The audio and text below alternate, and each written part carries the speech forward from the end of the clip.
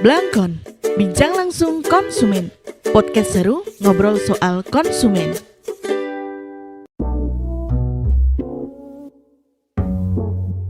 Halo Sobat Blangkon, masih bersama Lembaga Konsumen Yogyakarta bekerja sama dengan SSAJ and Associate untuk mengedukasi perihal kesadaran dan perlindungan konsumen. Jangan lupa untuk follow, nyalakan notifikasi, serta beri rating terbaikmu untuk podcast Blangkon di Spotify dan Google Podcast ya. Follow juga Instagram, Facebook fanpage, TikTok, Twitter di @Lembaga Konsumen Yogyakarta dan follow juga IG @ssaj_associate.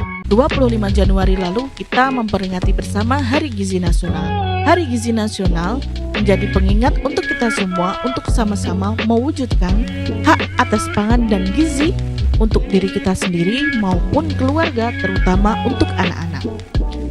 Anak kita berhak atas pangan sehat dan bergizi. Hak atas pangan sehat dan bergizi merupakan hak asasi manusia yang bertujuan untuk melindungi seluruh manusia dari kekurangan gizi, kelaparan, dan pangan yang tidak aman. Semua itu dijamin dalam hukum internasional dan negara harus memenuhinya. Saya yakin hampir semua orang tua menginginkan anaknya hidup sehat kan? Pemenuhan gizi yang cukup berpengaruh pada pertumbuhan badan dan perkembangan otak anak. Dilansir dari kemkes.go.id, apabila anak kekurangan gizi, maka akan sangat berpengaruh pada kehidupan selanjutnya, terutama pada usia produktif dan usia lanjut.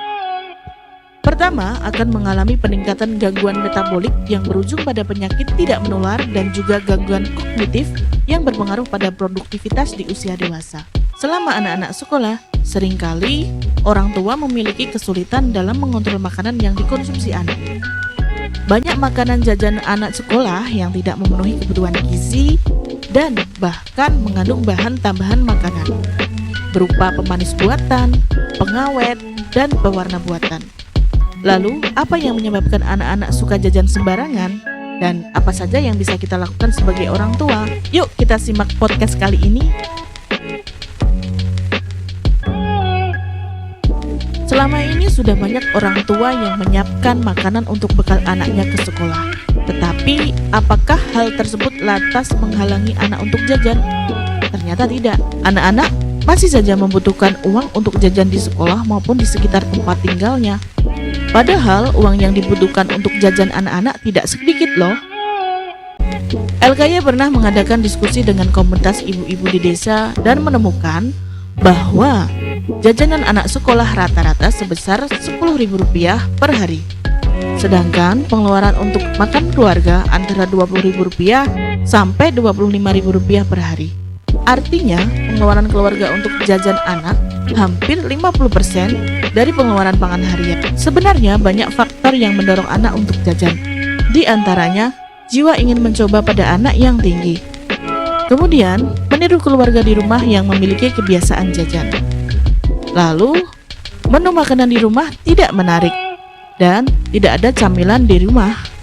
Selain itu, ada keluarga yang tidak punya manajemen snack. Dan kemudian anak melihat teman dan tetangga yang sama-sama jajan atau bahkan terpengaruh pada iklan. Pendek kata, kita sebenarnya bisa mengupayakan agar anak-anak tidak jajan sembarangan ya. Anak-anak perlu dibekali dengan makanan dari rumah yang sehat serta menarik dari segi bentuk, warna, dan rasanya. Karena bagaimanapun, makanan dari rumah relatif lebih baik daripada jajan yang dibeli sembarangan. Selain itu, sekolah juga perlu mengadakan kantin sehat.